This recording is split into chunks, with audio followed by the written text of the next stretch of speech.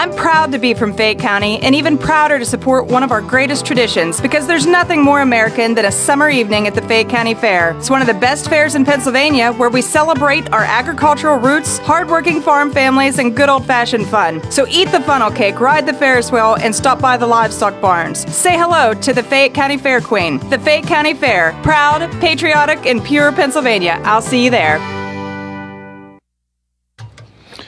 And it's 11:26 on this Monday, and it is now time for the Quatrini Law Group with offices in Uniontown and Somerset, as well as Greensburg, specializing in personal injury, workers' compensation, Social Security, disability, employment law, long-term disability, and veterans benefits. The phone number is 888-534-6016. And we welcome this morning Erika Dowd with us. Erika, good to see you again. Good to see you again. Thank you, TJ. You're welcome. And thank you, WMBS, for having us here. As some people listening may know, some may not, Quatrini Law Group has joined forces with Joe Fetchko and his former radio show here, his law offices in Uniontown and Somerset, to expand the practice areas that he was working on before and add more services that weren't available before. Particularly today, I want to talk about veterans benefits, which is my specialty area, along with Social Security benefits, and just kind of go over what they are, who qualifies for them, and how they work with other benefits that are out there. But I'm one of the attorneys with Quatrini Law Group. I've been practicing veterans benefits and Social Security benefits since even before I started there. I was with Neighborhood Legal Services in Western Pennsylvania before that.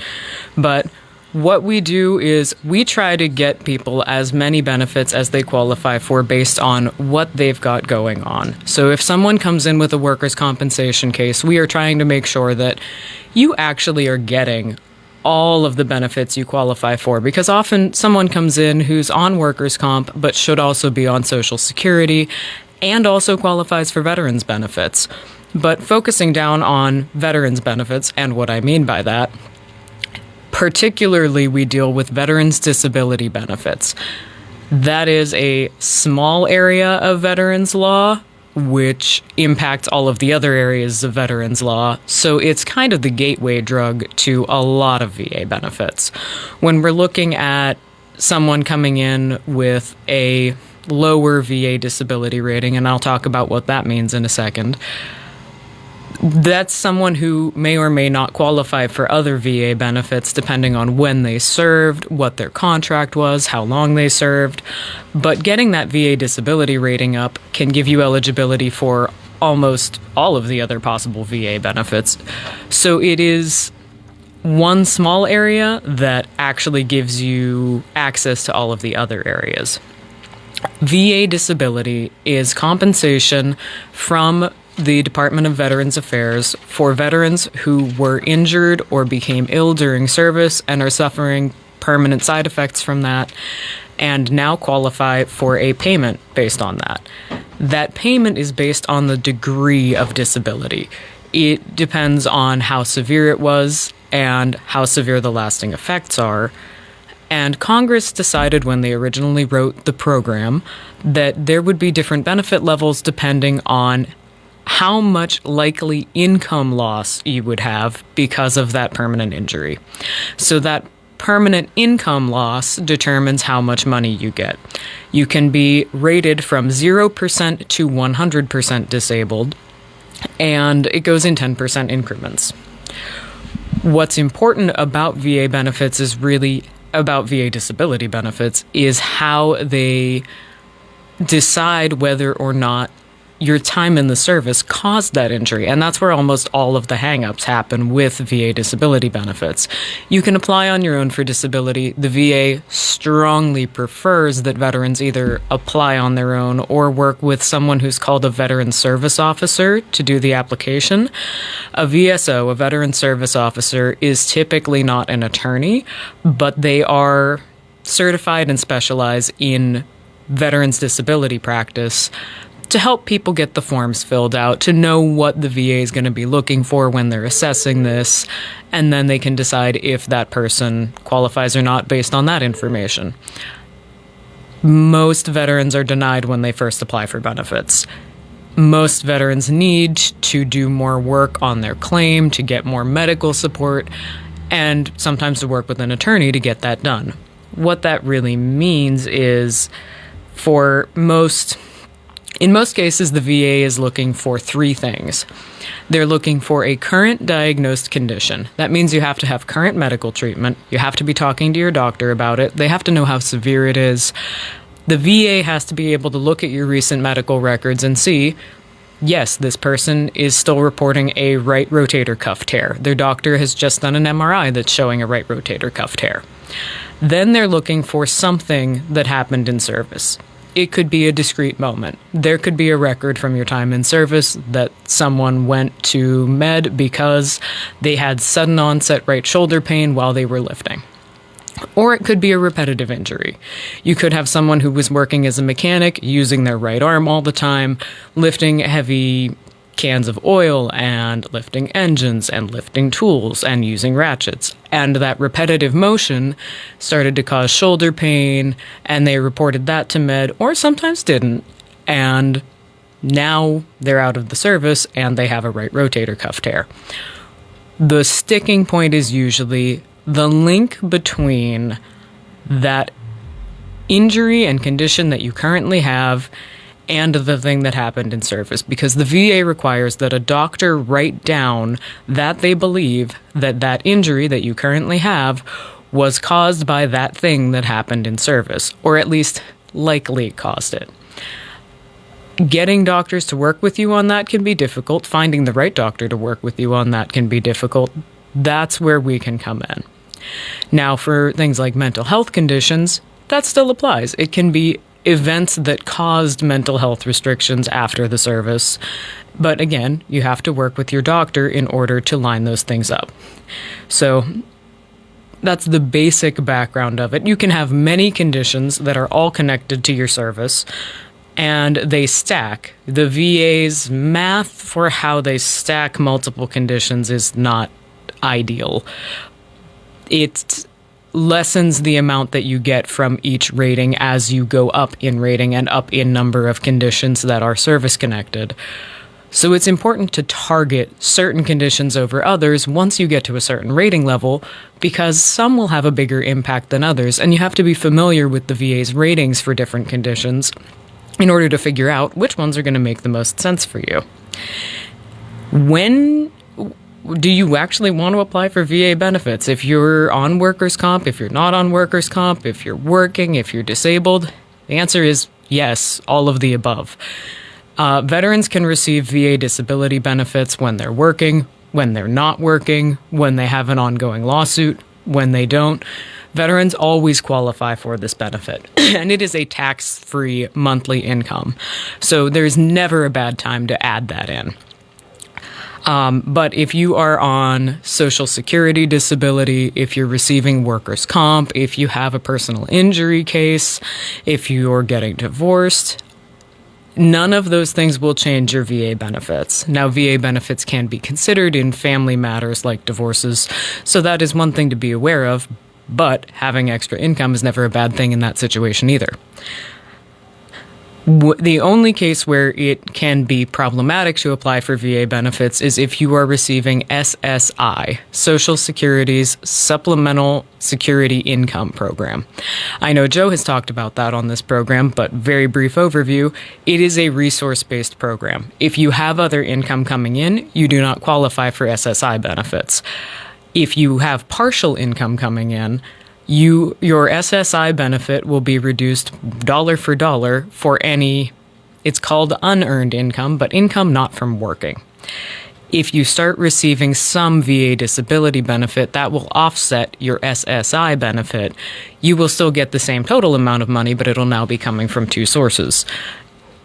However, the maximum for VA disability benefits is so much higher than the maximum for SSI. It is almost always worthwhile to go ahead and complicate things and add in the VA disability because the potential reward is so much higher, and VA disability is not resource-based.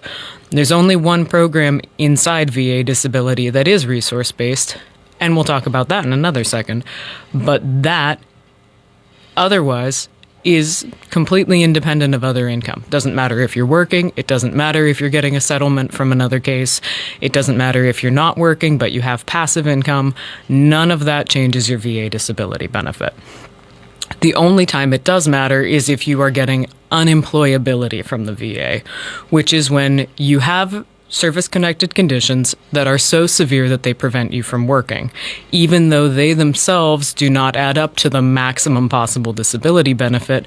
If the VA determines that those conditions prevent you from working, they will pay you at the maximum possible rate. Now, who can apply for this? Any veteran who had an other than dishonorable discharge should qualify for this benefit. If your injury or your illness happened during your service or started immediately after, there's a strong chance that you should qualify for this benefit. If you have another illness that cropped up later that maybe doesn't make sense, or even maybe it does, it's still worth looking into, because you would not believe the number of times that we talk to veterans who come in and they want to talk to us about their ankle that they sprained during service, and it's turned into a lifelong problem. And as we're talking to them, it comes up that they have another chronic condition that they didn't think had anything to do with their time in the Army.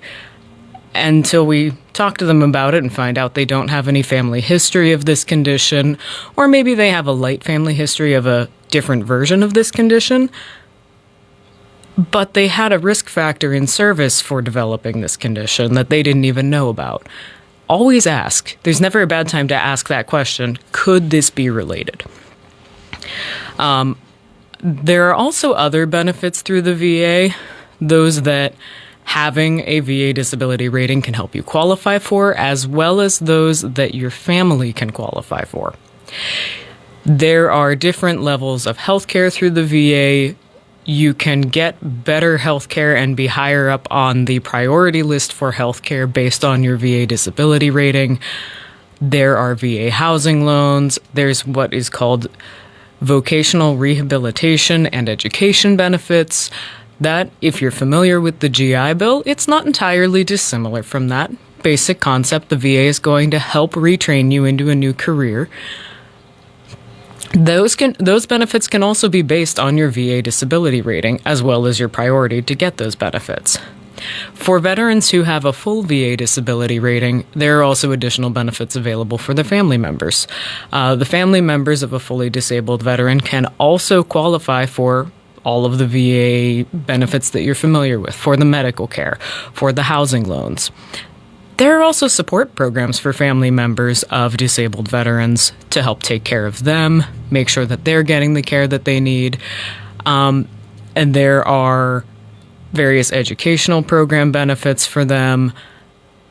There are health insurance benefits, life insurance benefits, and for children of veterans who had things like toxic exposure. For example, veterans who were exposed to Agent Orange. Sometimes there are limited benefits available. If you see that someone should be qualified for VA disability benefits even though they are not a veteran, that is not likely true.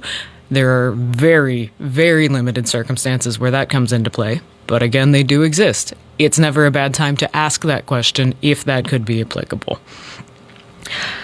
So, what's going on with VA benefits? Why are we talking about it right now? Everybody saw the ads for the PACT Act. Everybody saw the information about Camp Lejeune going around a couple of years ago. Most people know that that had to do with particular groups of veterans who were exposed to particular toxins, either because they served at Camp Lejeune or veterans who served in Vietnam and were exposed to Agent Orange. What a lot of people don't know is that changed how the VA looks at toxic exposures. So not only those veterans with those specific exposures, but for all veterans across the board, the VA goes through a different process to verify what kind of things you were exposed to during service, how severe your exposures were, and whether those exposures could be linked to conditions that you now have. That even applies to some extent to PTSD cases. It changes how the VA is viewing things that happened to you during service and how they're verifying those events. It's made a dramatic difference in cases. Cases that were denied 5 times before suddenly got approved because the VA was looking at them differently. The different process has made all the difference in terms of getting these veterans their benefits.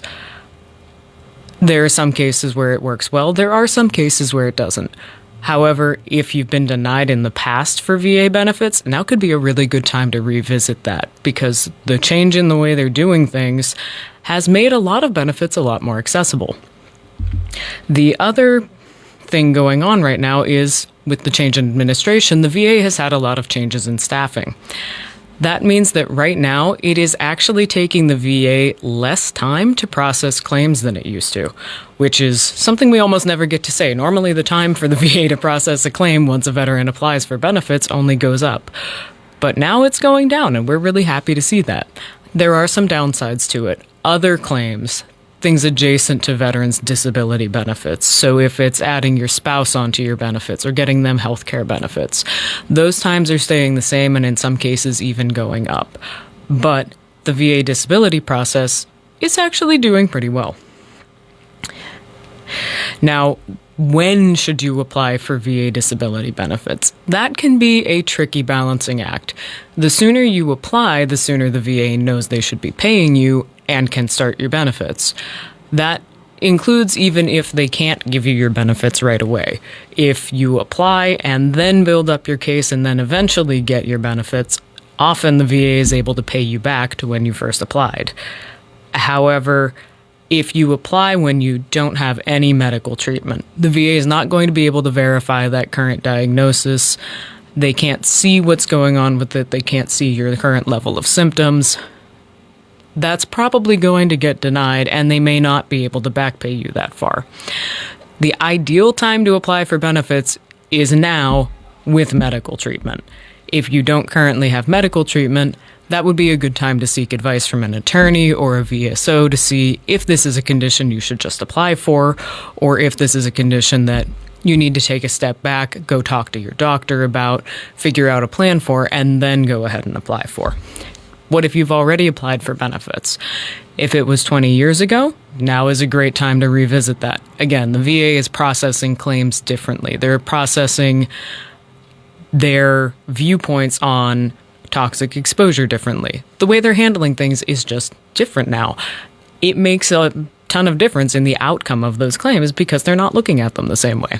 Revisiting old claims is actually really, really popular right now. So don't be afraid to ask about something that was denied a long time in the past.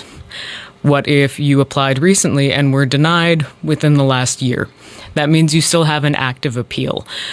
You have up to 1 year to appeal a VA's decision in order to keep that claim for benefits alive and keep a continual chain back to your original application date and possibly get benefits all the way back to that application date. So definitely time to talk to an attorney or a VSO if you have very recently been denied. If it's more than a year ago but only slightly, you should talk to someone right now. If you have applied for benefits but you haven't heard anything, normal timelines right now are it takes the VA anywhere from 6 months to a year, depending on whether they already have a file for you, whether they have all of the information they need, how long your service was, how complicated your overall file is. 6 months to a year from the day you put that application in to them typically coming back with a yes or no, this is a service-connected disability we can pay you for, or no, it is not, here is what we did not find.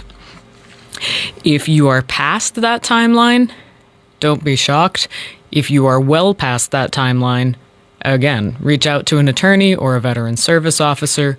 See if you can find out what's going on. Maybe there's a holdup with the VA, they need some information, or there's something that someone can do to kind of nudge them along. If you have appealed a claim and are waiting on that, there are a lot of options for what you can do. You can let the VA handle it. You can get involved yourself. You can talk to your doctors. You can try to build up more information for it. If you applied on your own and you're not working with anyone, you can continue doing that.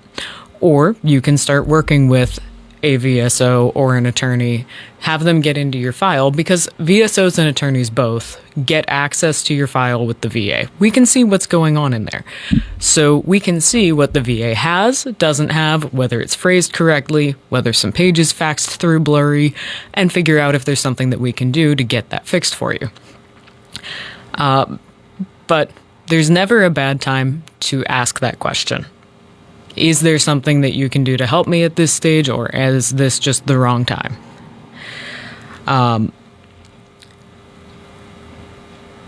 Beyond that, always be working with your doctors. Whether you have an active claim, whether you already have a rating and you're kind of riding it out, never stop talking to your doctors, because at any point, if you need to apply for an increase with the VA, if they don't see information from your doctors leading up to that increase, that can be a big challenge for them. If you're applying for the first time, they want to see that medical history. They want to see the diagnosis, the list of symptoms. They want to know what's going on with you. And if you are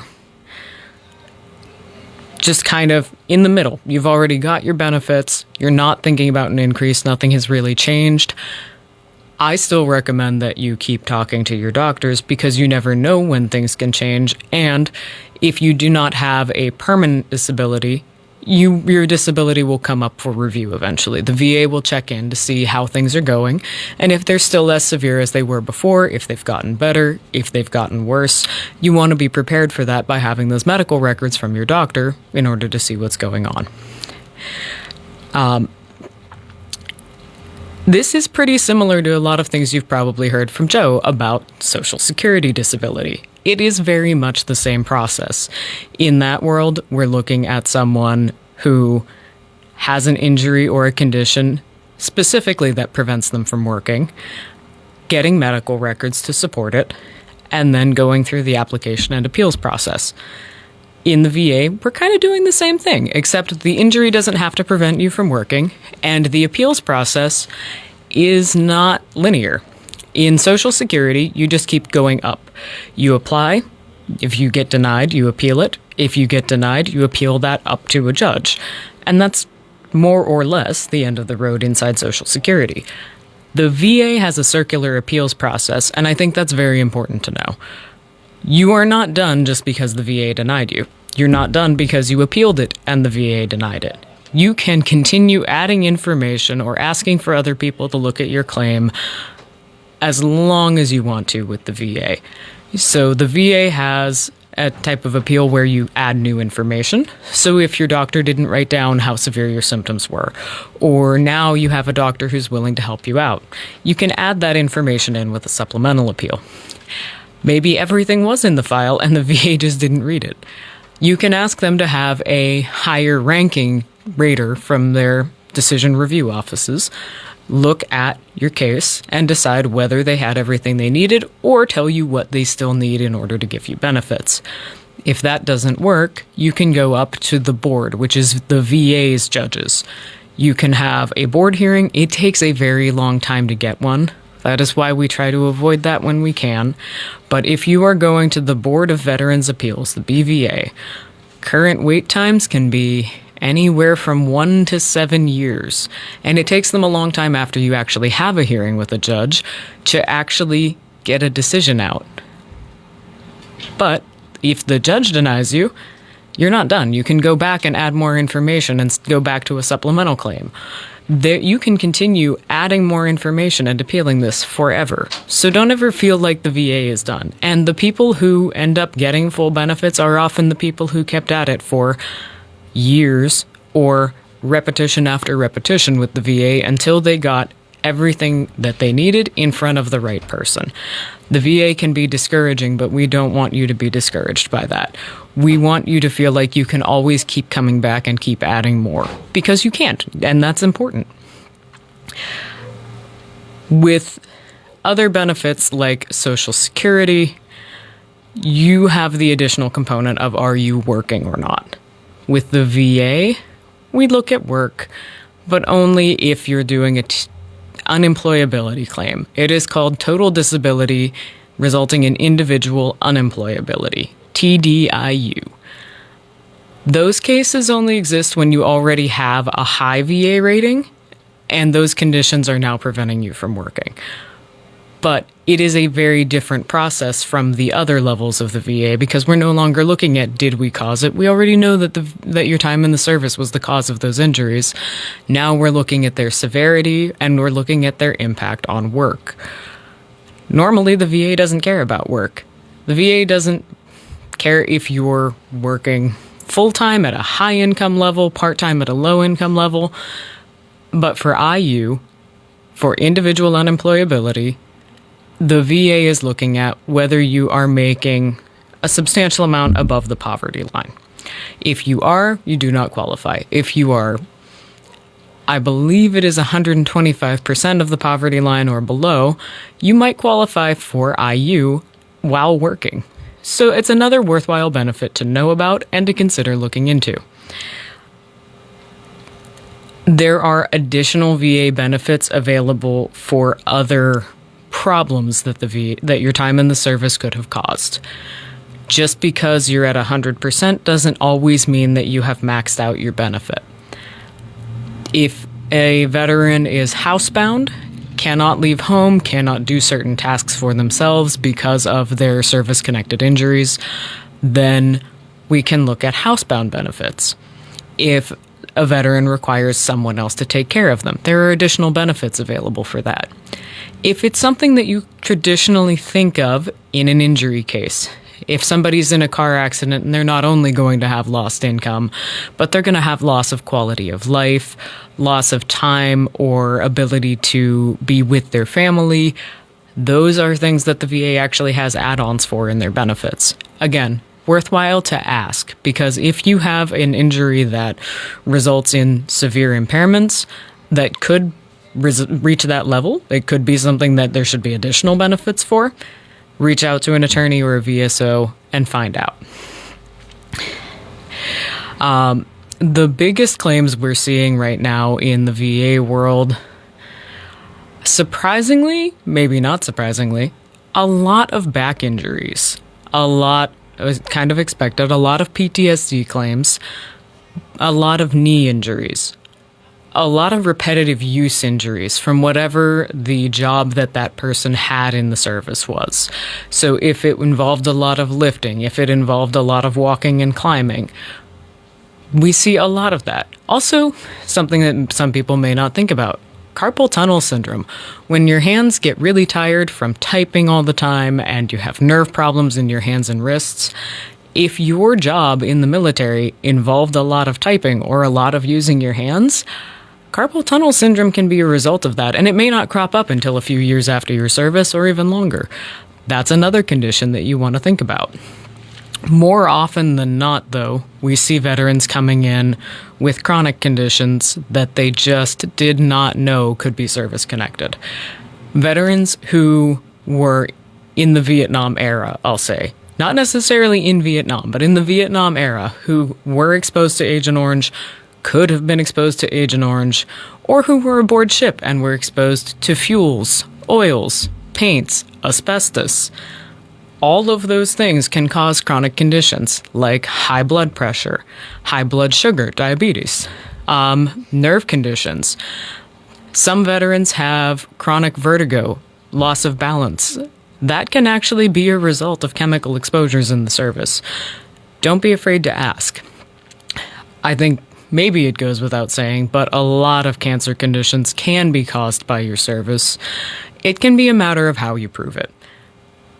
If someone has a heavy family history of a particular type of cancer and then develops it themselves, and they didn't have a history of a lot of chemical exposures in the service, a doctor will probably say that it's likely that it came from that family history, from their genetics. But if someone doesn't have that, or if it's a chemical that is known to cause that particular condition, there's probably a doctor involved who's willing to say, I think that might have played a factor in this. So again, always look into it. Never be afraid to ask that question. But back to the basic overview, VA disability benefits are just one type of benefit that's available from the Department of Veterans Affairs. There are also housing loans. There are family member benefits. There are benefits for the family left behind by veterans who pass early because of their service-connected conditions. There are also support benefits available to the spouses or dependent children of veterans, regardless of whether they passed because of their service-connected disabilities. The Dependents Indemnity Compensation, DIC, is available to family members of veterans who passed specifically because of their service-connected conditions or who had been fully disabled for a long period of time. Those, much like normal VA disability benefits, are not resource-based. Those benefits do not care whether you are receiving Social Security, whether you were working, anything like that. It's designed to replace the income lost because of the veteran's passing.